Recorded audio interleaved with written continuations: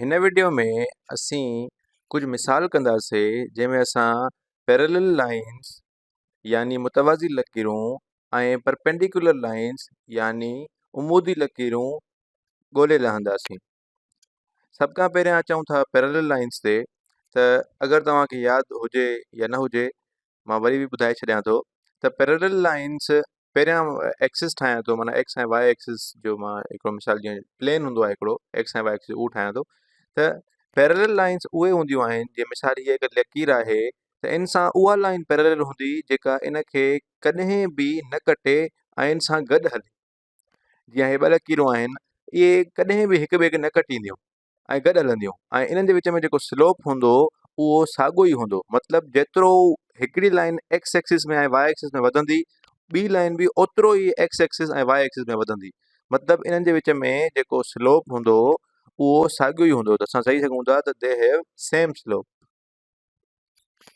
ऐं परपेंडिकुलर लकीरूं वरी उहे हूंदियूं आहिनि, जीअं मिसाल हिकिड़ी लकीर आहे त इन सां उहा लकीर परपेंडिकुलर हूंदी जेका न सिर्फ़ु इन लकीर खे कटे, पर इन खे 90 डिग्री जे एंगल ते कटे, यानी 90 दर्जे ते कटे।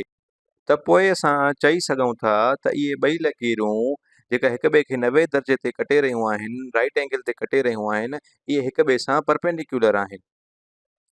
ऐं परपेंडिकुलर लाइन्स जो जेको स्लोप हूंदो आहे, मिसाल मां हिकिड़ी लकीर जो स्लोप खणां थो एम, त जेका ॿी लकीर आहे जेका नारंगी आहे उनजो स्लोप थींदो -1/m, यानी नेगेटिव बि हूंदो ऐं उनजे उबतो बि हूंदो।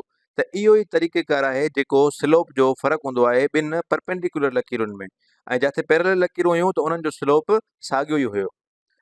हाणे अचो त कुझु मिसाल खणी था ॾिसूं लाइनुनि जा, त ॾिसूं छा उहे पैरेलल आहिनि, परपेंडिकुलर आहिनि या कुझु बि न आहिनि। ऐं असां ख़बर कीअं पवंदी? असां ख़बर पवंदी आहे स्लोप जे ज़रिए। स्लोप यादि रहे त पैरेलल जो साॻियो हूंदो आहे ऐं परपेंडिकुलर जो नेगेटिव हूंदो ऐं इनवर्स्ड हूंदो। जीअं असां वटि हिकिड़ी लकीर आहे जेका 4, -3 तां गुज़रे थी ऐं 8, 0 ते गुज़रे थी पई। त इन जो स्लोप थींदो, स्लोप तव्हांखे यादि हुजे त स्लोप बराबरि हूंदो आहे change in Y upon change in X जे।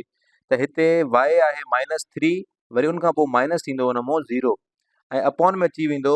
हाणे एक्स एक्सिस वारा पाण हो कंदासीं, माइनस कंदासीं। त पहिरियां आहे 4 ऐं उनखां पोइ माइनस में आहे वरी माइनस जो 8, त इहो बराबरि थी वेंदो -3 मां जॾहिं 0 कट कबो त -3 बचंदो ऐं 4 वरी उनखां पोइ ॿ दफ़ा माइनस, त इहे पाण में जोड़ थी वेंदा, त इहो थींदो 12 ऐं 3/12, त इन ते 3 जो खोड़ो लॻंदो त 1/4 बचंदो असां वटि। त असांजो स्लोप निकिरंदो पहिरीं लाइन जो -1/4। हाणे अचो त ॿी लाइन ॾिसूं जेका गुज़रे थी -1, मां ऐं -2, 6 मां। त हिन जो स्लोप छा थींदो? पहिरियों असां वाई वारनि खे पाण में माइनस कंदासीं, त मतिलबु -1 मां असां माइनस कंदासीं 6 खे, ऐं उनखां पोइ -1 मां असां वरी माइनस कंदासीं -2। -1 मां -6 कटिबो त माइनस जा 7 बचंदा, ऐं -1 मां माइनस ऐं ॿ दफ़ा माइनस, त मतिलबु प्लस थी वेंदो, त 2 प्लस जो थी वेंदो ऐं ॿिनि मां हिकु कटिबो त असां वटि हिकु ई बचंदो। त मथे असां वटि आहे -7 ऐं अपॉन में आहे 1, त मतिलबु -7 ई जवाबु निकिरंदो।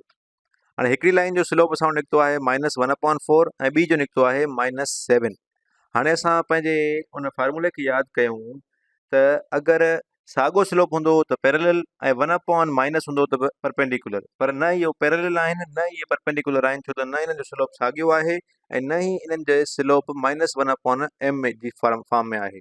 हाणे अचो हिकिड़ो ॿियो मिसाल ॾिसूं त असां वटि हिकिड़ी लाइन आहे जेका गुज़रे थी पई -3, 14 ऐं 1, -2 मां, ऐं ॿी लाइन आहे जेका 0, -3 ऐं -2, 5 मां गुज़रे रही आहे।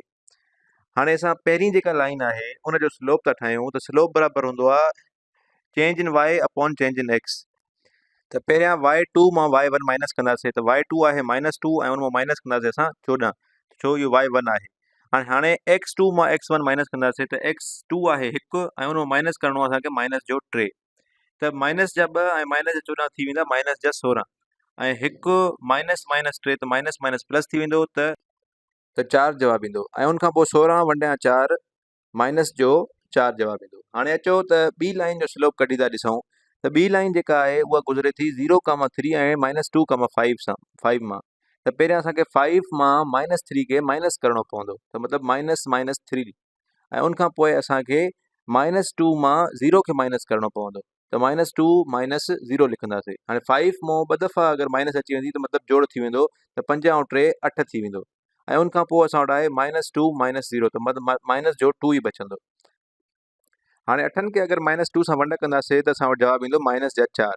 हाणे छाकाणि त स्लोप ॿिन्हिनि जो बराबरि आहे त मतिलबु इहे ॿई लाइनूं पाण में पैरेलल आहिनि। मथी लाइन जो बि -4 स्लोप हुयो ऐं हेठी जो बि -4 आहे, मतिलबु इहे ॿई पाण में पैरेलल थींदियूं। ऐं अगरि असां ग्राफ ते इन्हनि खे ठाहींदासीं त इहे पैरेलल ई निकिरंदियूं।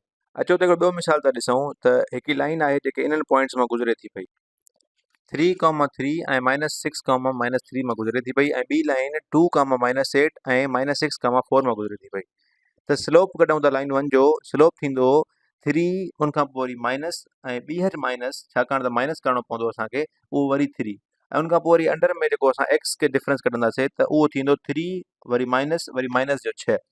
त इहे बराबरि थींदा 3 ऐं 3 जोड़ थी वेंदा ऐं 3 ऐं 9 6 जोड़ थी वेंदा त इहो बराबरि थींदो 6/9 यानी 2/3 जे। हाणे ॿी लाइन जो स्लोप कढी था ॾिसूं त ॿी लाइन में आहे 2,-8 ऐं -6,4 त स्लोप बराबरि थींदो -8 उन मां वरी माइनस कंदासीं 4 खे ऐं अपॉन में 2 आहे जंहिंमां माइनस थींदो माइनस जो 6। त हाणे असां वटि माइनस जा 8 ऐं माइनस जा 4 आहिनि त माइनस जा 6 माइनस 4 -12 थी वेंदा ऐं ॿिनि में अगरि 6 जोड़ कंदासीं 2 दफ़ा माइनस आहे त जोड़ थी वेंदा त बराबरि थींदो 8 जे। -12 वंडिया 8 बराबरि थींदो -3/2 जे। 4 जो खुड़ो हुनखे 3 दफ़ा लॻंदो ऐं 8 खे 2 दफ़ा। त हाणे हिनखे ॾिसो तव्हां गौर सां त इहो स्लोप -1/m यानी उनजे नेगेटिव ऐं इनवर्स भी आहे।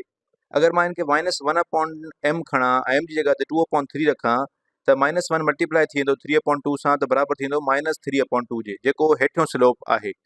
त मतिलबु इहे ॿ लाइनूं पाण में परपेंडिकुलर आहिनि या उमूदी आहिनि ऐं हिक ॿिए खे 90 डिग्री ते कटे रहियूं आहिनि।